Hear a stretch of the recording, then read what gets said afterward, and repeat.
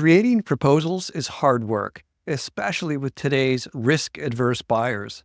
Crafting a client-winning proposal feels like chasing the holy grail or a magic formula to get it just right.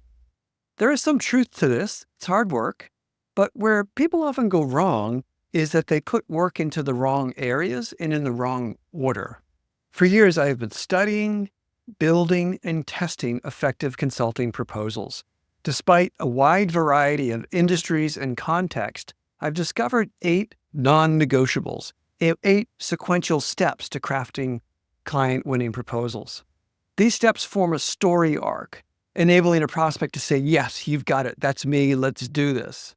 In my research, roughly 95% of the proposals that I've reviewed do not tell the prospect's story. It's more of a collage of scattered information and data points that actually confuse prospects and risk deals. Here's how to do it in, I can't hold up my fingers, 8 steps. Step 1, you need a what's in it for me cover page. Often the cover page of a proposal is generic, or worse, it's about the consultant. But a good cover page should capture the tension. So if you're selling a leadership development program, it shouldn't say leadership development program. It should foreshadow the end result, something like unlocking the best in your leaders to drive business results, or something like that. You can even add a supporting subtitle to get more specific for your context. This step in itself requires understanding the needs and goals of your prospect. Step 2 is the most important. It's the executive summary. The summary is based on your discovery, your conversations with your prospect. It should lay out what you heard, how it's impacting the business, the objectives that you'll tackle, the outcomes expected. Many proposals fall short here because of poor discovery. If you haven't clearly identified the need, the business impact, and the priority, this section is usually too light or it's filled with fluff. And this will risk your deal because there's not enough value there. So the executive summary needs to synthesize your prospect story succinctly and accurately. Step 3 is the solution. This section lays out what will I get as the prospect. Whether training, tools, or technology, this is the solution to the problems identified in discovery and outlined in your executive summary. This is where most consultants spend a lot of their time thinking it's the main part of the proposal. It's not. It's one chapter in your prospect's story. Just because you have a great solution doesn't mean your prospect is able to buy or can even implement it. You need to show them the path forward, which is step 4. Step 4 is the path forward. This is the combination of timeline and milestones. This is an important step to cover because it breaks down how you actually implement and execute. Because prospects are busy and overwhelmed. If they just see a large consulting proposal, that can be too much. So the path forward provides you an opportunity to show your prospects how the project can be broken up into manageable chunks so they can see it's doable. This de-risks their decision. Really important. Step 5, success criteria.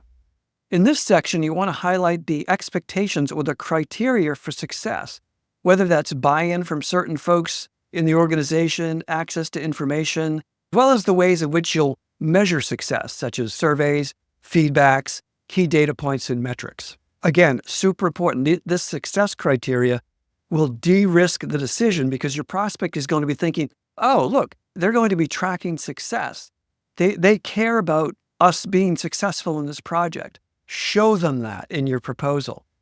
Step 6, the investment. Again, a lot of time is spent here, but it's just another chapter to show the value. This is where you'll lay out the pricing and payment terms. You'll highlight what's included, what's not, and how to address topics out of scope of the project. Depending on your context, you may have a larger scope of work which could be attached as an addendum. Step 7 is testimonials. This is a great opportunity to highlight past successes through testimonials, short quotes, or even case studies if you have them. Your prospects want to know that you've done this before, and this is a really easy way to do it. Step 8, about you. Most proposals actually start here, but this is backwards. Prospects want to hear about them first.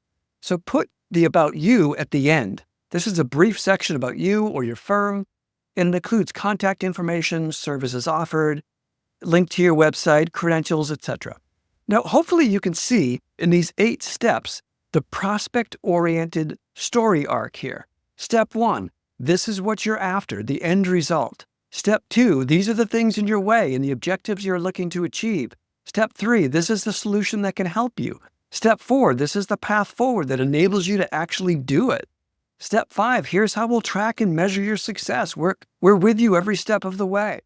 Step 6, here's your investment options and details. Step 7, here's some proof for you and some testimonials. And Step 8, here's a little about us. So hopefully you can see that arc of the story that goes across those 8 non-negotiable steps.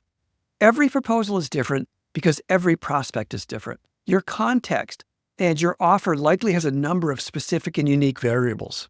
A good template and a strong prospect-oriented story arc will help you highlight your value. You'll provide just the right amount of information and show your prospects that they can indeed achieve the outcomes that they're after if they work with you.